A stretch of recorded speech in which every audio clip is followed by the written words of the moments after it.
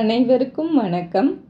இன்றைக்கி நம்ம ரொம்பவே அழகான எளிமையான 5லிருந்து 3 வரை சந்து புள்ளி வச்சு இலைக்கோலம் எப்படி போடுறதுன்னு பார்க்க போகிறோம்.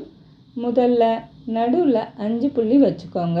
அதுக்கப்புறம் சந்து புள்ளியாக 4, அதுக்கப்புறம் 3 புள்ளி வரைக்கும் வச்சுக்கோங்க. இப்போது 3 பக்கமும் வளைவான 2 கோடுகள் போட்டு அதை சுற்றி அழகான இலைகளையும் சிறிய பூக்களையும் வரைய ஆரம்பிக்கலாம்.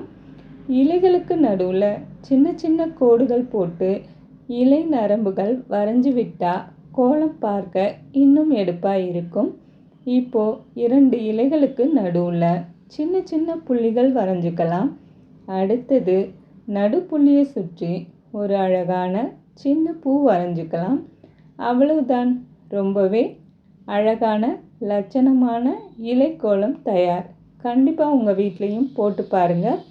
பிடிச்சிருந்தால் மறக்காமல் லைக் பண்ணி சப்ஸ்கிரைப் பண்ணிக்கோங்க. நன்றி. வாழ்க வளமுடன்.